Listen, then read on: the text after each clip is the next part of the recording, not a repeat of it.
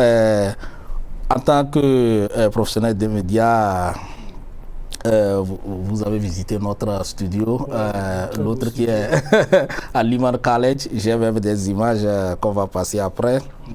Bon, après avoir visité la régie et puis notre plateau, bon, quelles sont vos impressions? Surtout que vous avez travaillé à la télévision nationale au pays. Oui.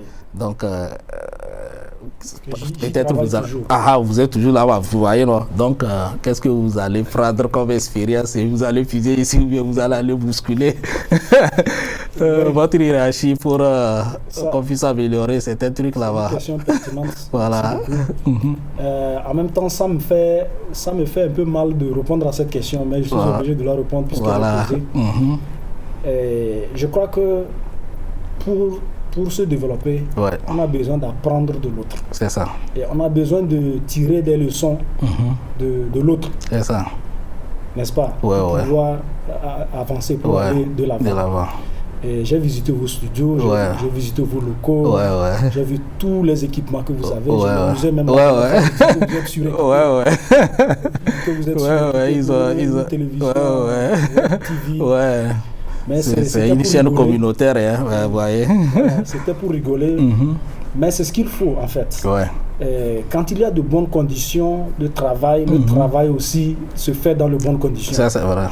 Et je crois que ce que je pourrais dire, c'est que j'aurais voulu que tous ces équipements qu'on l'ait aussi au pays.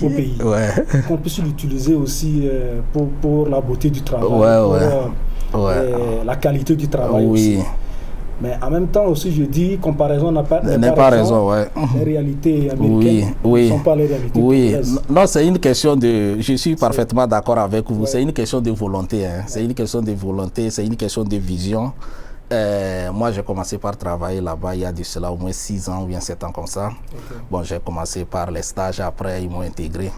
Mais j'ai vu comment le boss de la boîte a vraiment travaillé dur pour arriver là, pour avoir tous ces éléments. Quand on a commencé, c'était tellement modeste, il n'y avait pas des trucs comme ça. Bon, c'est pendant le temps du Covid, là, ils ont profité pour refaire tout. Mais ça fait aujourd'hui, il y a de cela, on est en train de faire, on a commencé même les préparatifs pour la célébration de la 30e anniversaire du Bronzner. Donc il faut voir, moi ce que j'ai remarqué, c'est qu'au pays, soit on n'a pas de vision, on ne sait pas où on va, c'est les deux. Soit on n'a pas de vision, soit on manque de volonté. Donc, si on veut faire quelque chose et qu'aujourd'hui on se dit qu'on veut être à ce point, on quitte du point A au point B ou bien C, Z. C'est à nous de savoir où on va. Donc, surtout que vous êtes là, moi j'ai pris beaucoup qu'un jour mon frère devienne directeur de cette boîte pour qu'il puisse changer les choses, quoi. Bon, sinon c'est bien, j'ai vu, il y a eu quelques améliorations, j'ai vu votre plateau, des efforts, on peut bien faire quand même, on peut bien faire, D'accord. Bon, surtout on n'a pas assez de temps. Bon, vous êtes à New York il y a de cela 2 semaines. Bon, je pense bien que vous avez eu à prendre les trains ou bien les bus, quoi. Donc, bon, les trains, souvent chez nous ici, les trains qui vont au nord de Uptown et d'autres trains qui vont au sud, ils disent downtown. Bon, je ne sais pas, au niveau de nos stations métro, là, vous avez eu à avoir quelques difficultés à aller dans le sens inverse ou bien vice versa. Il faut avouer que, tu sais, quand il y a beaucoup d'informations et qu'on a peu de temps, on risque de se mélanger les pédales. C'est ça. Personnellement, ça ne m'est pas arrivé, mais j'ai vu des gens. Moi, hier par exemple, j'étais allé à comment ça s'appelle? J'allais visiter des Status of Liberty. Et à une gare plutôt, où je vais changer de train. C'est ça. Quelqu'un est venu me demander à moi, il me montrait. Alors que vous êtes étranger. J'ai dû regarder ce qu'ils m'ont montré. J'ai regardé sur les plaques et je me dis c'est ça qui est écrit là. Donc c'est pour dire que c'est vrai, il y a beaucoup d'informations. Quand vous descendez à la gare, vous pouvez facilement prendre une mauvaise direction. C'est vrai, c'est vrai. Et puisqu'il y a plusieurs voies, ceux qui sont dans le même quartier, qui sont au sud, à l'est, au nord, il y a par où il faut passer. Et les plaques sont là. Donc il faut d'abord savoir lire et puis comprendre l'anglais. Voilà. Merci beaucoup, merci beaucoup. Je suis très fier que vous avez touché du doigt savoir lire et puis parler l'anglais.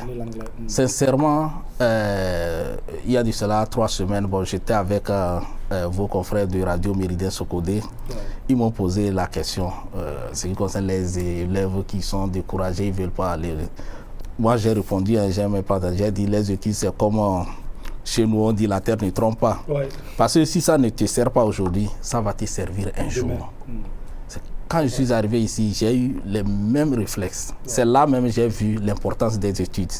Vous avez bien mentionné comment tout est structuré dans les métros. Ici, le pays est codifié. Donc quand j'étais arrivé, paix à son âme, le grand frère Salé, qui est décédé ici pendant le Covid.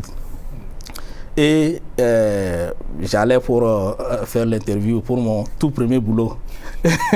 Et on est sorti sur la voie et il m'a dit, bon, tu vois, moi je vais au boulot, moi je n'ai pas le temps pour t'amener. Mais je vais t'expliquer comment ça marche. Tu sais, quand tu montes là, les chiffres, ça augmente. Donc il faut prendre, au fur et à mesure que tu avances, il m'a montré les ponts, il faut dépasser tout. Et arriver au niveau de station métro, aller prendre mon côté gauche et je vais voir les numéros. Quand je vois les numéros, commencer par monter, de suivre ça. Et il m'a donné le numéro de la boutique en question. Et je vous assure, monsieur Derman, je suis arrivé dans la boutique sans même demander à une personne.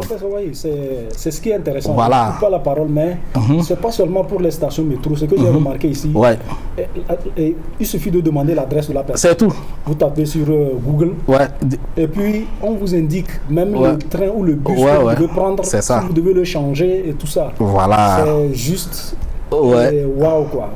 On me dit que notre temps est fini, mais je ne peux pas conclure sans parler de la nourriture. Donc, tu as 30 secondes pour nous parler comment. Alors, je vais aller rapidement. La nourriture aux États-Unis, par contre, c'est vraiment de l'industriel. C'est ce que j'ai remarqué. C'est très difficile de trouver du naturel. Mais tout est sucré. Même dans la sauce. Il y a du sucre même dans la sauce. Je vois. Donc, je dirais que puisque les États-Unis c'est un grand pays, il y a plusieurs, sûrement qu'il y a des villes où il y a des nourritures intéressantes à faire. No problem. So, votre mot de fin. Alors, mon mot de fin, c'est d'abord vous remercier et remercier vos collègues qui travaillent avec vous, pour le travail que vous abattez ici. Je vous en remercie pour m'avoir invité. Et dire aussi que les États-Unis, c'est un pays vraiment inspirant. Il faut que tout le monde s'inspire des États-Unis. C'est ça. Parce que c'est un pays qui s'ouvre, qui accepte tout le monde, si la personne n'est pas dangereuse. D'accord, merci beaucoup. Malheureusement, nous avons atteint le temps imparti pour cette émission. Nous remercions le personnel de BronzeNet qui a dirigé cette émission, notamment Katrina Williams. Nous remercions également notre frère qui est venu. Et nous n'avons pas oublié nos téléspectateurs qui nous suivent via nos comptes Facebook et YouTube. Nous vous remercions très sincèrement pour votre fidélité et nous vous encourageons à continuer par vous abonner aux réseaux sociaux de Awesome Africa TV. C'est votre manière de nous soutenir. Merci et à la prochaine. Bye bye.